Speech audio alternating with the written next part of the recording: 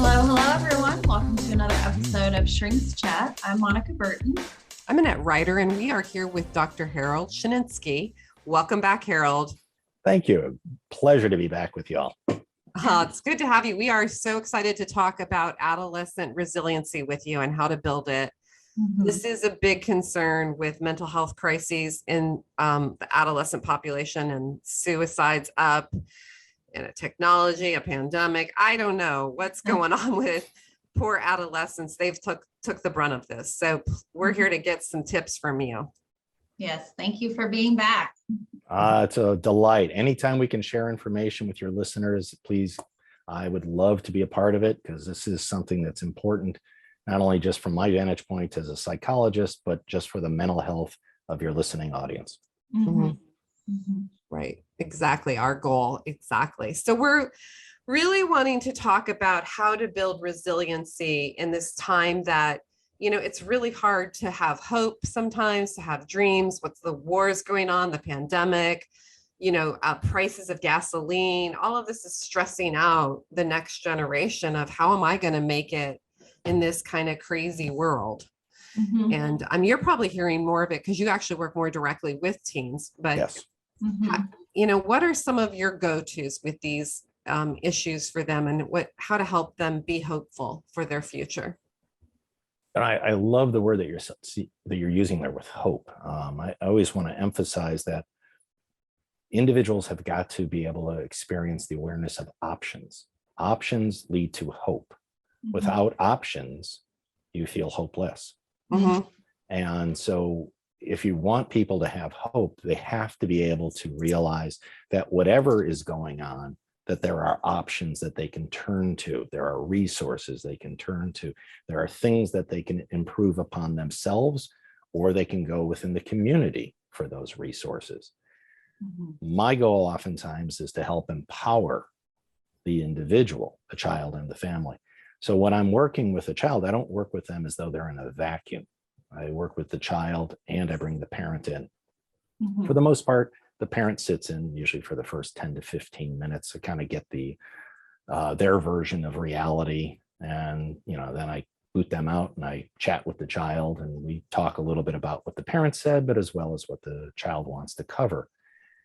And I mentioned to the parents that you have to be aware that your child is the best and the worst of what they're exposed to. Mm-hmm. So if you're creating an environment that is exposing this constant existential threat, that the world is on edge, that our country is on edge, if our job as parents is to raise our child to be independent enough that they no longer need you. Mm-hmm. That's it. Right. Some parents are like, oh, bummer, that feels bad. Well, it might feel bad, but that's your job. Raise your child to be independent enough that they no longer need you. Mm-hmm. We have to be aware that that's providing, in particular, one thing that's vitally important. That's reassurance. Mm-hmm. Mm-hmm. As a parent, if I am in a tough situation, like if parents are divorcing, listen, honey, though mom and dad may be getting a divorce, we're not divorcing you. I am not stopping being your loving parent. Mm-hmm. It's reassurance. It's always the statement of reassurance. Mm-hmm. And so from the parent point of view, I'm always encouraging them that you're the role model.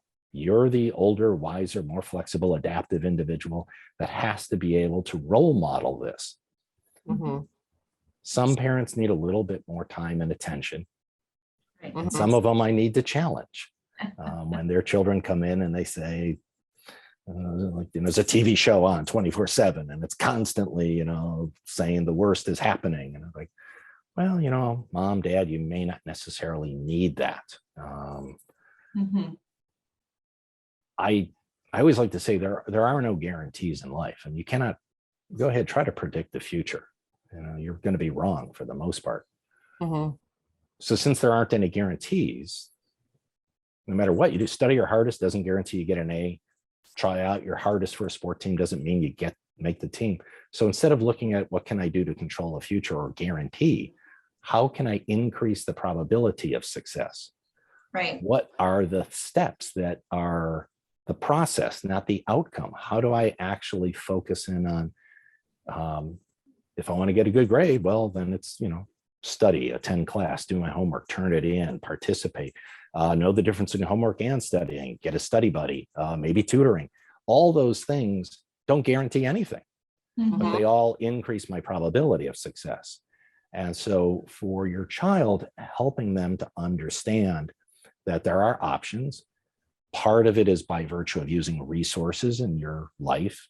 And part of it is also by empowering your child. And so turning to the parents, I always want to emphasize, you have to be part of the solution. You have to help inoculate your child. And that's what your show is all about. This podcast is getting information out there. So parents, if you're listening to this, you're obviously one of the good ones. You are proactive, you are preventive, you can use these. So if you can, moms and dads, you want to be able to, I'll give you the first step. Okay, let's take the first step. I'll take a first step. All right. I feel like I don't even, so you guys got questions? I'm just suddenly data dumping. I do have some things, but yeah, you can give us the first step. All right. So moms and dads out there, think about this for each other in your own relationships, and then think of this as far as your children, for you to your child. It's called the 4 A's of love. Right. The 4 A's of love, if you engage in these 4 A's, the recipient receives it as love. And the 4 A's are attention, affection, acceptance, and approval. Attention, acceptance, affection, and approval. So attention, I'm willing to spend time with you doing things you like. I'm willing to spend time with you doing things I like. And I'm willing to spend time with you doing things that we discover that we enjoy doing together. Right. Attention. Affection. I am verbally and non-verbally, publicly and privately willing to say how much I love and care for you. Acceptance. I cherish what makes you an individual, what makes you unique, what makes you special. I value that. And approval, which is huge through the pandemic right now. Right. What are your goals, your dreams, your aspirations? I will be there with you, by you, behind you to help you reach these goals, whatever they are. If you can engage in attention, affection, acceptance, and approval, your child receives that as love. That's where you would like to start. So every parent listening right now, look at your own relationship and look at your relationship with your children. And if you start there, that is a foundation that will be dramatic for their future. Does that make sense? Yeah, absolutely. I think just in terms of like just using those 4 A's and kind of going back to some of the things that you were saying, options that lead to hope. And I was thinking about social media. Now, a lot of times thinking about these 4 A's, I think adolescents go to social media to fulfill those 4 A's. A lot of them do. Yep. Not because you're, bad parents, but just because that's kind of their world, their reality. But where I see it's also, and I don't, where this is, in my opinion, so detrimental is when I get if I hear about kids that are, depressed or going to social media a lot, sometimes what I hear from the parents is, well, that's how they communicate with their friends. I mean, I know that I've said that before about, certain social media platforms, but it's like, where do parents find that fine line of what's okay and when to step in and set some really healthy boundaries? And I think these 4 A's, like even thinking about that as a parent, like, okay, this is a good way to kind of start putting out those boundaries. But I also think what you were saying too is, as parents, how do we kind of gauge where we're at, ourselves with what's happening in the world and how we're looking at things, like even with the school shootings, and how we're processing our own emotions, and and showing our kids about that too, because to me, that's the most recent and a big one. Yes. Mhm. Right. Yeah. Well, I kind of am hearing this idea that it's kind of a fight. Like if they're getting their attention and acceptance from social media, then they also, when you put that out there, that can turn on you very quickly. And it can be where you get your bullying and, a lot of kind of disgraceful, mean things happening to you. Whereas if you are getting your 4As filled with like live people that are really going to be there for you in the time of life, like your Yes. parents, they may be there when you're 30, whereas probably whoever you have friends with on social media might not be with you later on in life. True. Mhm. The research does show that individuals, the more time they spend on social media, the more anxious and depressed they get. Yes. People post things that are whitewashed. It is not their life. It is the best thing in their life. And so Mhm. a lot of children, unfortunately, who are already predisposed to anxiety or depression end up with FOMO, the fear of missing out. And so they're looking at someone's post and they're thinking, wow, they're having a great time. I'm not. Or they're with those people. I'm not. They have that thing. I don't. Mhm. And so you have to be aware as parents that if your child has a predisposition for that, then they're actually kind of deriving their own self-worth on external factors. And I always like to say to the kids and the parents that I work with that your success and happiness cannot be dependent on the world. Right. Literally right now, we have a pandemic going on. No one was planning on this thing, and all of a sudden we've got this. Right. Your ability to be successful and happy is based on your ability to be successful and happy. How do you apply yourself?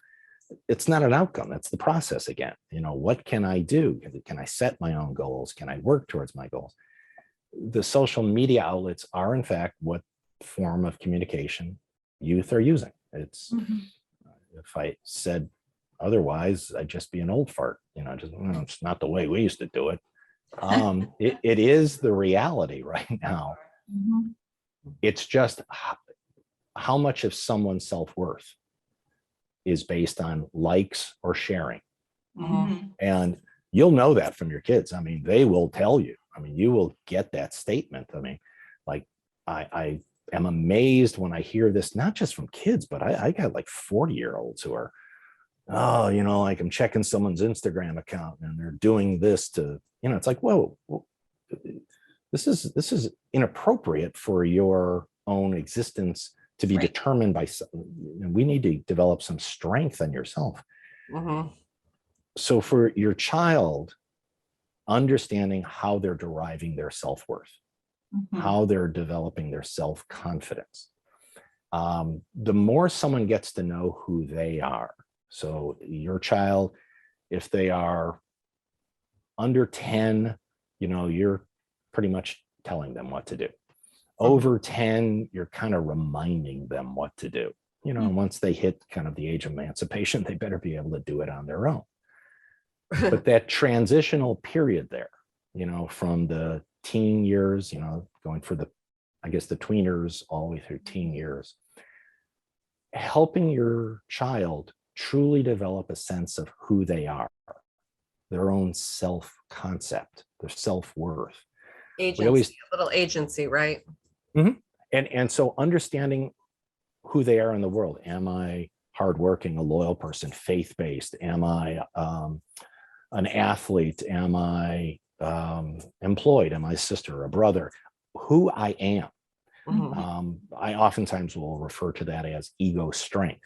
In psychological terms, your identity is your ego. It doesn't mean grandiose, big-headed. It just means who I am, my ego, my identity.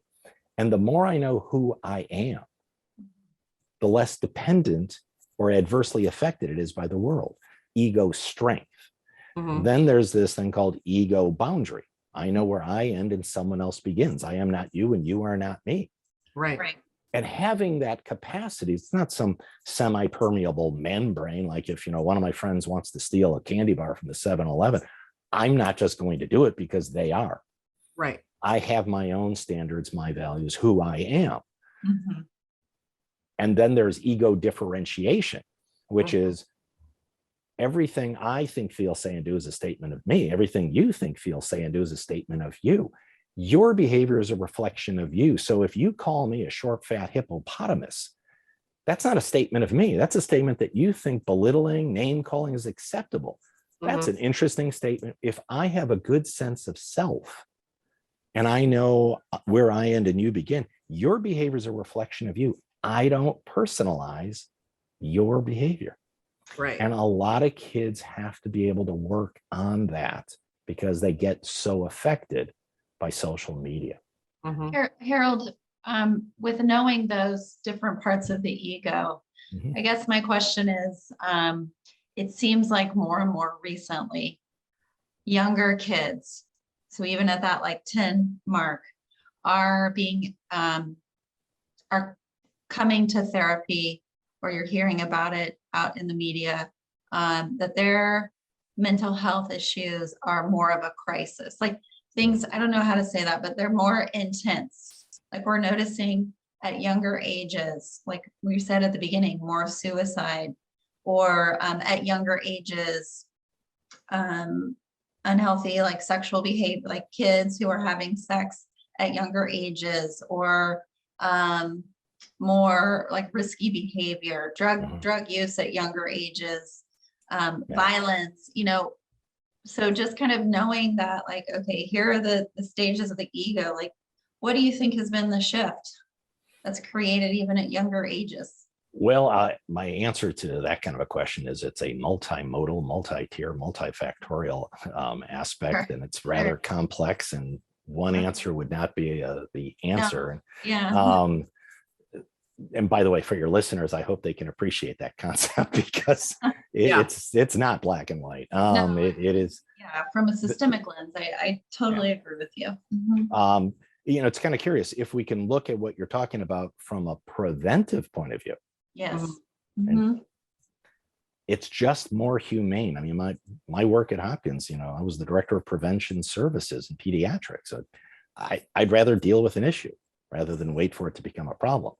So all prevention programs start, the best practice models start with feelings identification, helping your child understand how they emotionally experience the world. If your child doesn't know how they emotionally experience the world, they're more likely to become overwhelmed by it. And they either act it out through behavior or act it in through depression or anxiety. And so helping your child develop just kind of the concepts, the vocabulary of it. And so you can do something as fun and simple. If you got the whole family sitting around the kitchen table, we do this thing called feelings alphabet. And you just put the alphabet, first letter up there, and you just go around the table as fast as you possibly can. All right, what I want you to do is come up with a feeling or an emotional word that begins with the letter A. You go. And if you don't know one, say skip, goes to the next person, and they say that. And it's B, oh, bashful. Okay, me. C, and cheerful. And you just kind of go around and you do all, A through Z. And you say, don't shout out because we're going to go through it again. Right. And so if you do it like 2 or 3 times, at the end of it, you ask your child, what do you get from this? And they look at this list of emotional experiences, of words that they probably haven't been using to describe their experience of life. And most of the kids are just kind of like mad, sad, bad, glad, and had, that's it. How was your day? Good. So we have to start with kind of just the concepts first, feelings identification. If you want to help the kids, you can take it even further. You can do a feelings continuum, from -100 on the worst possible feeling to +100 to the most positive feeling. And you take all those feeling words that you just came up with, and you now start putting them on the continuum. So a child who feels bad doesn't start saying things like, I'm depressed. Right. Because they may only know a limited vocabulary on this. And then you can take it even more on the feelings. You can talk about situations feelings. So you give a child, you come up with a whole bunch of situations. Your dog just ran away. And then everyone in their family has to come up with the feeling. And it could be like, everyone says, oh, that'd be really sad. And then one of the parents is like, I'd be glad that dog's been eating up all my, clothes. Good riddance. And so you identify that you can have all these situations, but people experience them differently. Differently is not wrong. Differently is just how you're experiencing it. It's different, right? To make it more complex, you can then offer up feelings to situation. So here's a feeling word. Now, everyone in the family come up with a situation that would make you feel this way. It's a bit more challenging. So the person has to generate that. Once you go through just feelings awareness, then you get into communication skills, right? Which is usually the second stage of any prevention intervention. So if I know how I emotionally experience the world, but I don't have the capacity to communicate it, I'm more likely, guess what, to be overwhelmed by it. And I either act it out through behavior or act it in through depression or anxiety. Right. So we work on communication skills. And it could be as simple, and again, make these fun for you and your kids. Take all those feeling words that you just had written down, put them on 3x5 cards, and just start playing feeling charades. One kid holds up a card and they've got to engage in some nonverbal behavior that everyone in the family has to now guess the feeling that they're experiencing. And we talk about how, it's not always that easy and it's not always that clear. And that, 60 to 80% of communication is nonverbal. And if someone isn't getting it, well, part of that is, how do I communicate nonverbal? Maybe I'm not able to do it. And maybe I need to learn how to be a little bit more verbal then, because if I'm just sitting there and people may not know how I'm experiencing the world. Right. So the capacity to turn to others, I might find that other people experience it. They may offer up solutions to me. I may say it and kind of put it in perspective at that point versus just, since everything I think, feel, say, and do makes sense to me. If I feel really bad that no one shared my Instagram post, I may start negatively talking to myself. And because of that, I might start catastrophizing. So I always like to help parents start out with working with your child to kind of feelings identification, then communication skills. Now you can start to talk with your child. Right. Now they can express what their feelings are, their concerns. Now you can communicate knowing what their level of processing is. So, and you can construct plans for behavior that might actually help you with your feelings. Like, if I'm feeling bad, what do I want to do? Do I want to scream and yell at people? Do I want to take time away from myself?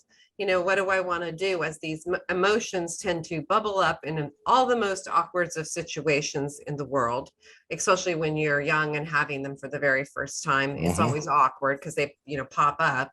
But this is kind of what I'm dealing with adults too. Like, how do you have a good emotional thermostat of yourself and what you're feeling so it doesn't bleed out into choices unless you want it to? And when I say choices in behavior, like, I'm feeling afraid and I'm standing on the edge of a cliff, I want to know that this is a time I should step back. That's a good feeling. If I'm feeling afraid and nothing's going on, I want to look at, how come I'm having this feeling? I don't want to behave with that fear because that fear doesn't make sense to what's going on in my reality. Right. I'm just feeling afraid and nothing's happening. There's no bear threatening me. There's nothing going wrong. So I need to kind of look at that. But you have to have the words, the ideas, and the sense of self or agency to have a thermostat of yourself and know that that thermostat is an interesting factor for choices in how you want to behave or act in the world, which, by the way, adults with full prefrontal cortex have difficulty doing, Harold, including me, right? Including the three of us, let's be honest. Right. But, and then we're like, why did our, 16-year-old do that? Why are they acting stupid? Well, because we act stupid. Why do we act stupid? By the way, let me jump on that just so the listening audience, they may or may not know. I don't know how you've gotten into it on this, but the frontal lobe of the brain is pretty much the difference between us and chimps. This part here is emotion management, impulse control, decision-making, judgment, and it's the capacity to inhibit. So I know I can, but should I? And for a child, it's still developing until 25. So we as adults have a fully developed frontal lobe, which means we're supposed to be making better decisions. Our children have a developing brain, which is oftentimes one of the reasons why they're oftentimes fickle. They do things in a way that you stare at them and you go, what are you doing? Yeah. Because based on the development of that child's brain frontal lobe, they may be behaving in a bit more of an impulsive or immature, irrational way than I as an adult. And since everything I think, feel, say, and do makes sense to me, I look at this child, I'm like, snap out of it, grow up. Well, developmentally, that's where they're at. Yeah, that's what they're doing. It's just a little, it looks a little smelly to you right now. Yeah. Hey, we're going to take a quick timeout. Thanks to our sponsors. Listen in, and we'll be right back with Dr. Harold Shrinkschat on adolescent resiliency and building it up. Chosen by leading interventionists, doctors, and therapists, Origin's nationally accredited world-renowned addiction treatment programs provide comprehensive care for adults, including those with serious psychiatric and medical disorders.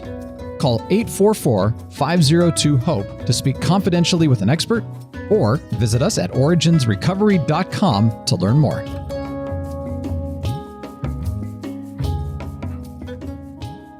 Monica Burton is a licensed marriage and family therapist based in St. Petersburg, Florida. With 18 years experience, she offers individual, family, and couples therapy and teletherapy. Now there are 2 new online video classes, ABCs of Money in Your Relationship and Relationship Cooking. For more, go to monicaburtonlmft.com, that's monicaburtonlmft.com, and check out Monica's YouTube channel. There are new segments every Thursday with great tips and advice on relationships, parenting, family health, resolving conflict, and coping with stress.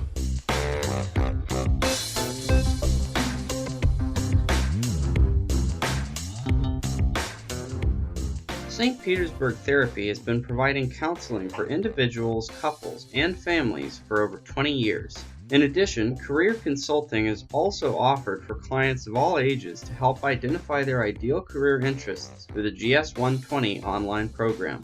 Owner, Annette Ryder, LMFT, is nationally known for her expertise in parenting and launching children to college and adulthood. Sessions through telehealth or in person are available at this time. To schedule an appointment, please visit either the Facebook page or website, stpetersburgtherapy.com. What if you could train your brain to think healthier thoughts? Cope Notes uses daily text messages to help you do exactly that. All you need is a cell phone and a brain. To learn more and try it for yourself, visit www.copenotes.com. Get an additional 10% off your Cope Notes subscription by mentioning the code Shrinkschat. Don't forget the S, SHRINKS chat. Thank you.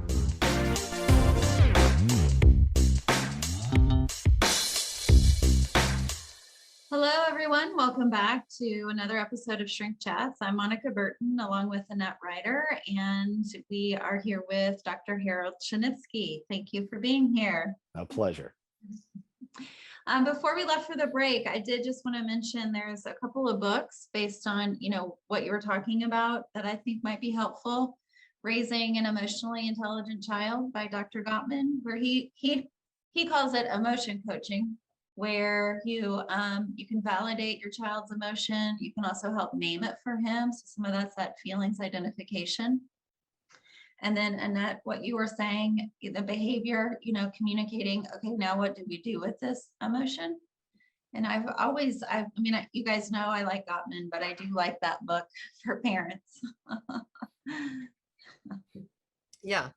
How to pick how we behave. And I think most of us can look at our own lives and realize, like, wow, when I was younger, if a person talked to me this way, I'd be like right up there with my mustard sauce. Don't you talk to me. I'd be yelling and screaming, and I get all my, excuses for my, I'm going to get my Irish on, I'm going to get my Italian on, right? I'm going to bring out this is my cultural identity, get right back at them.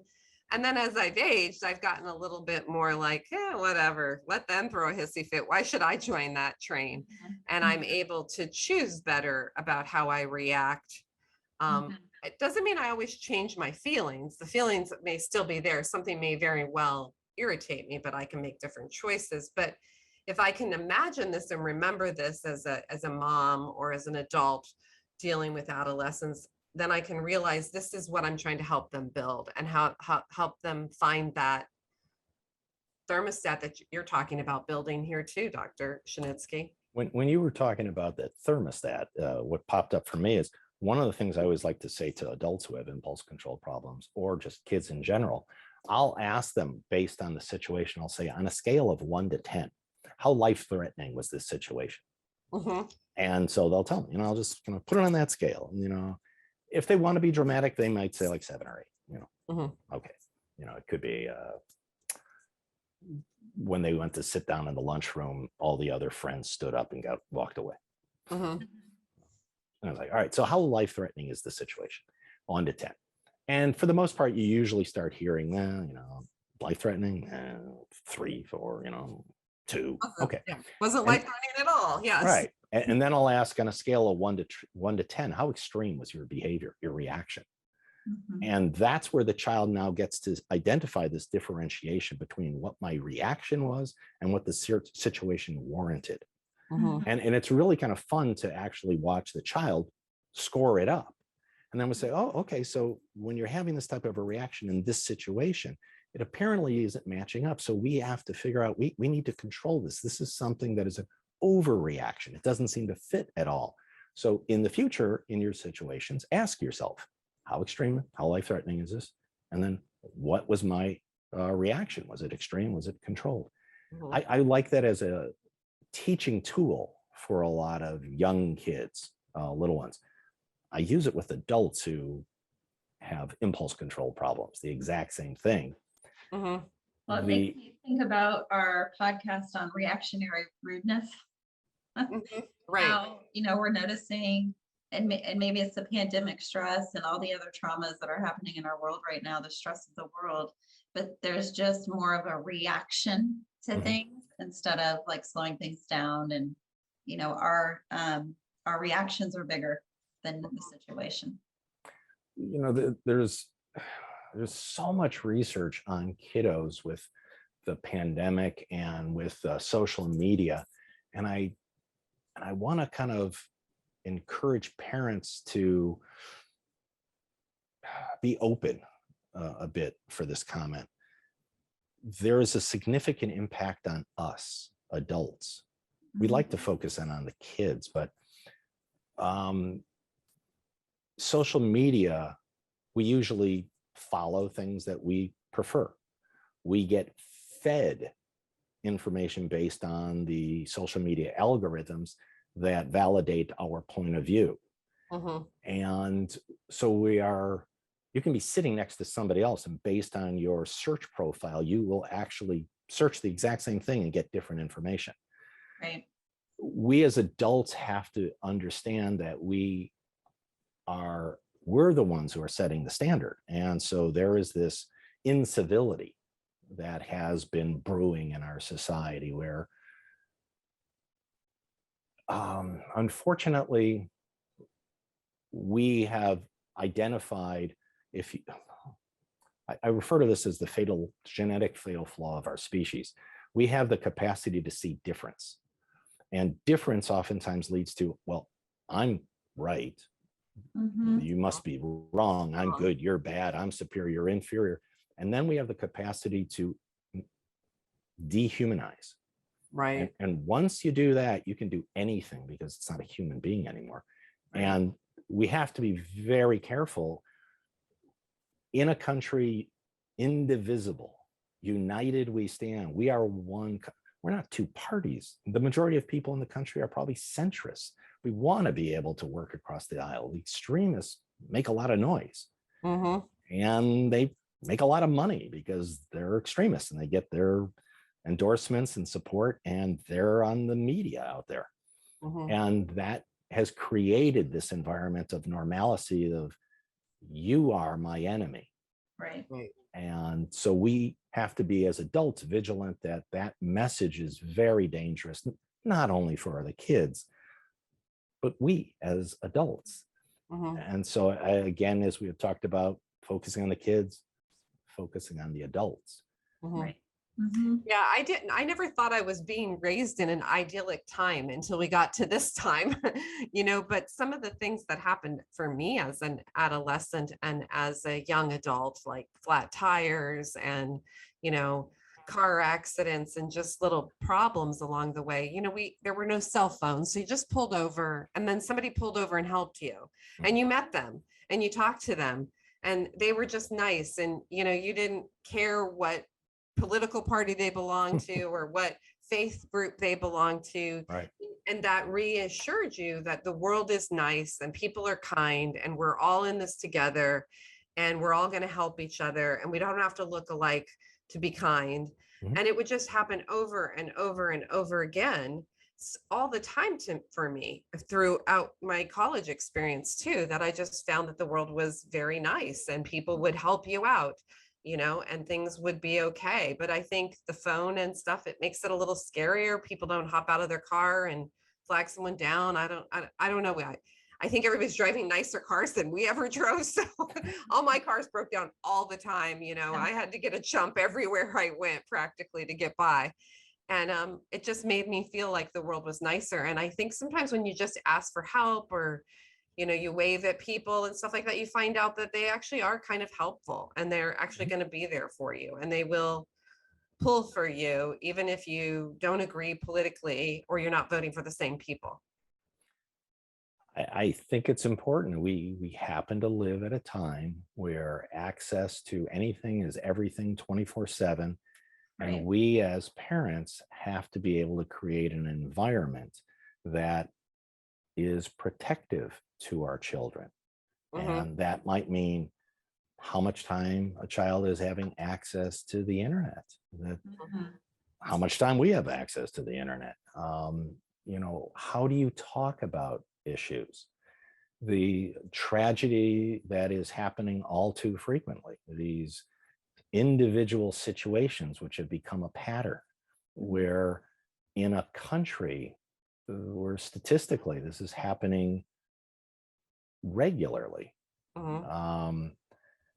How do we instill a sense of security and safety for our children?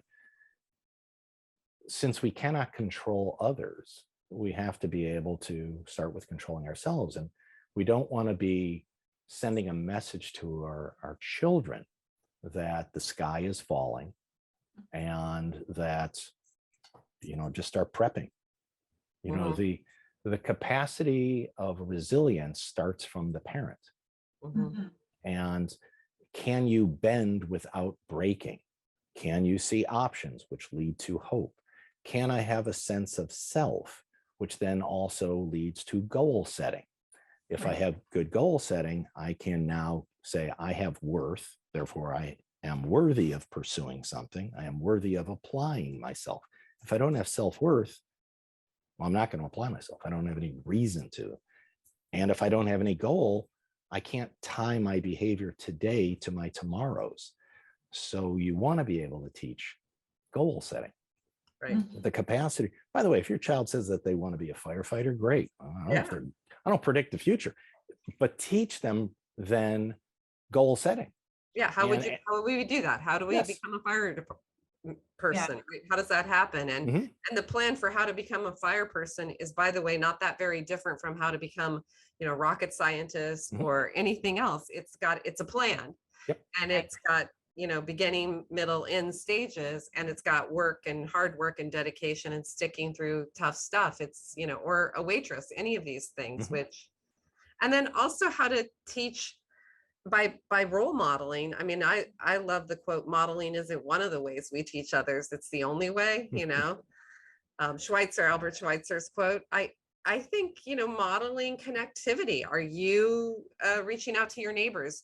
Do you hang out with people? Do groups get together? Do we have more picnics, right? Do we gather? And I know we couldn't do this during the pandemic, but we're kind of coming out of it. And it's a good way to show that the world is a little bit safer than maybe the news would like us to believe, right?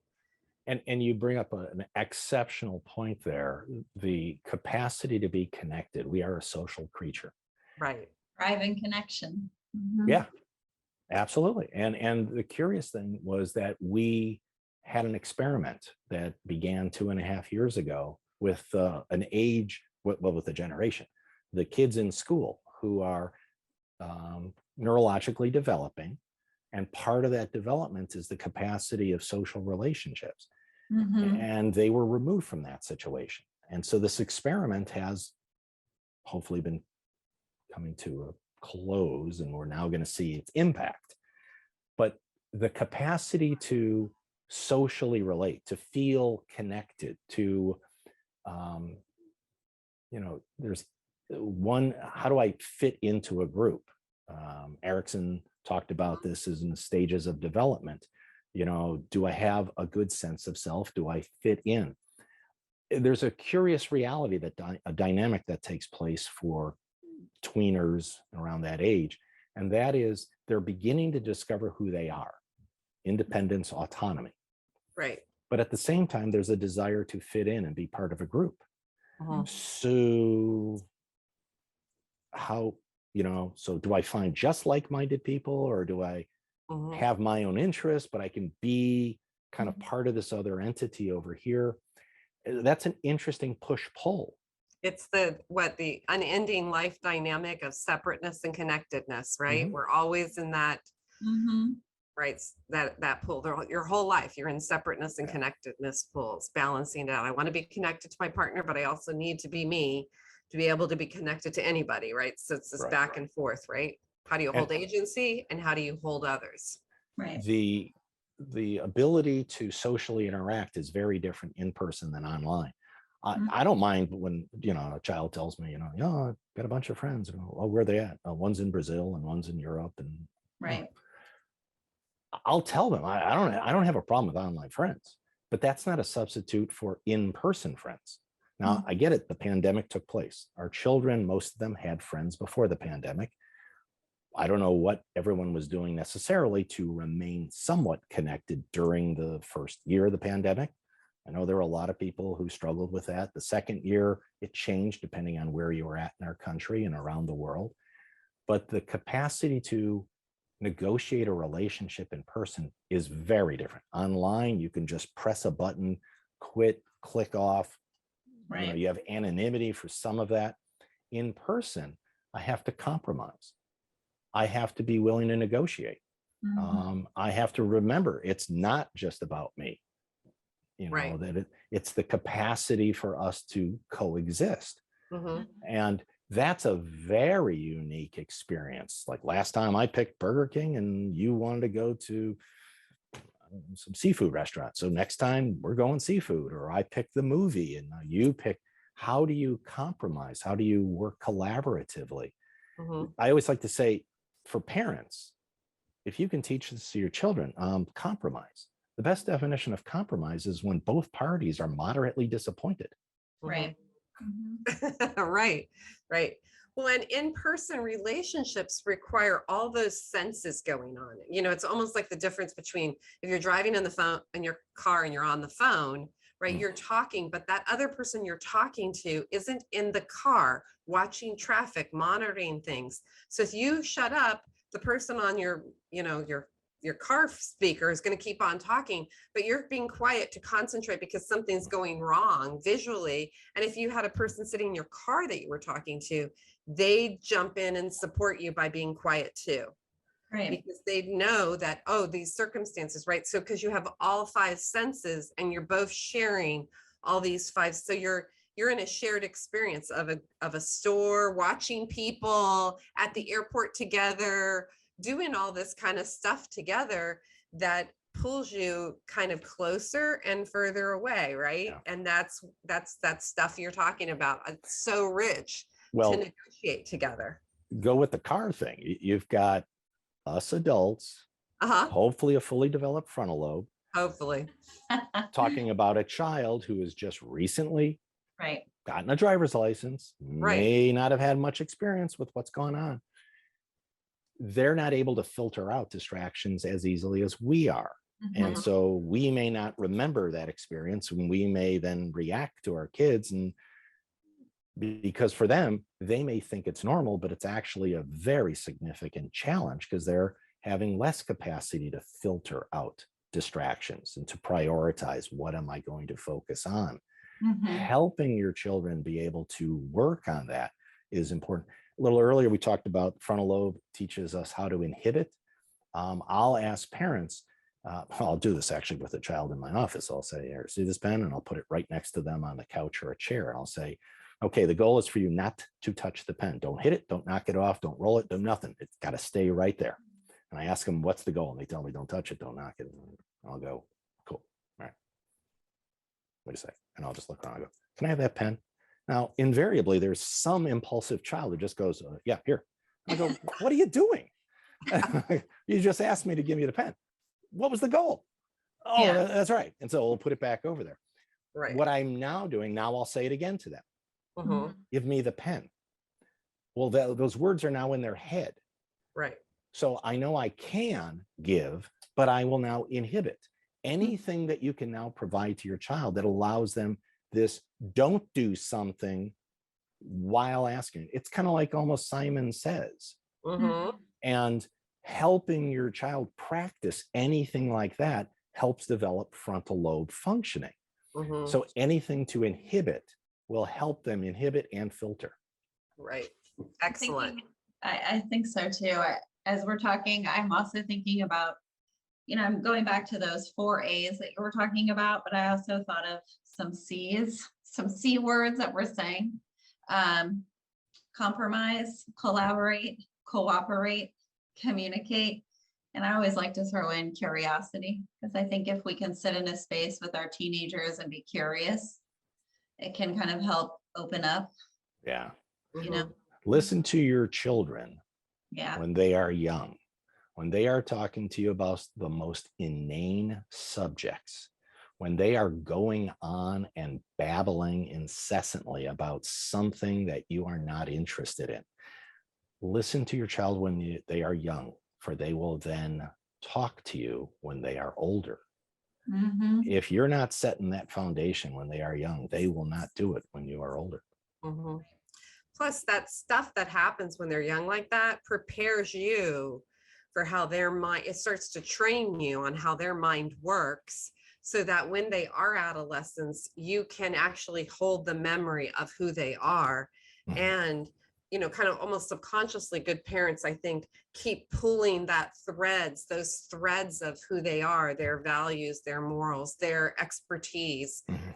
into the 15-year-old version of them, into the 19-year-old version, into the 25-year-old version of them, by being a good parental mirror and reflecting that, like, oh, I Yeah. see how you always liked science, and now I see how, how chemistry is challenging, and yet you seem to excel.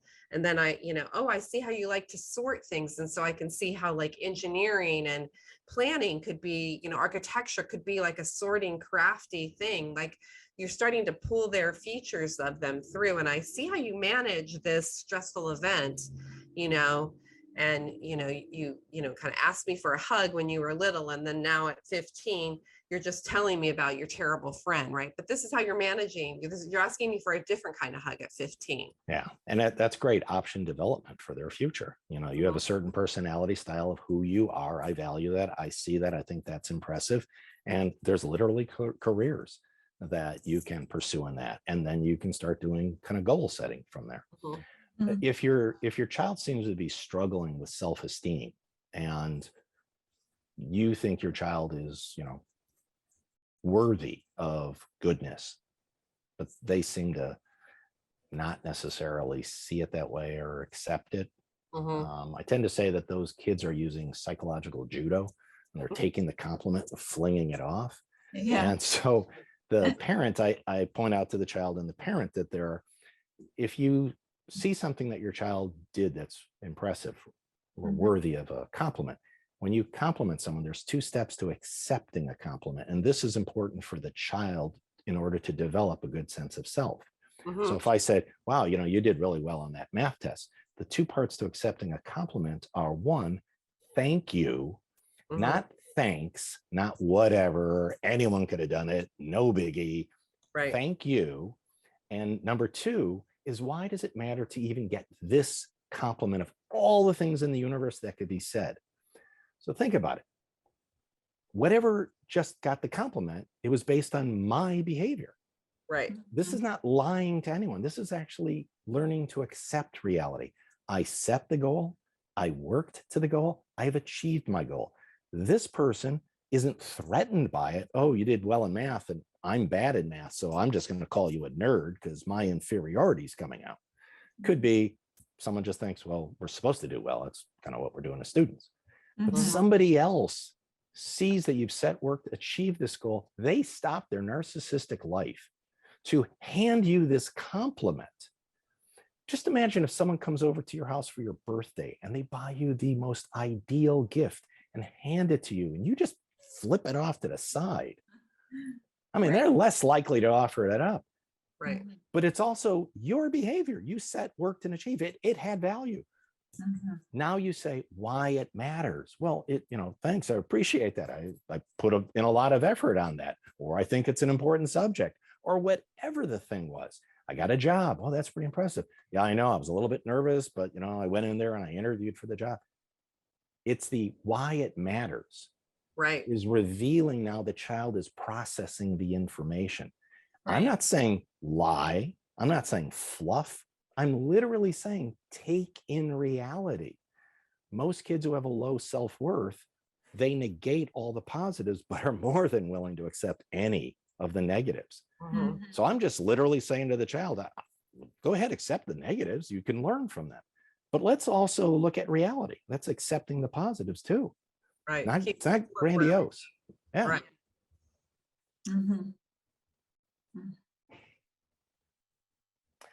I am certainly hoping that your audience members have gotten a lot. I know that we're coming close to the end for the time. Is there anything that you would want from me at the end of your broadcast? I think, you've said a lot of really great things. Some of the highlights, I mean, for me, it's like all a highlight, but options that lead to hope. How do we provide resources? I really love those 4 A's that you brought up. And even, when I kind of asked that really big question, the shift of, okay, prevention.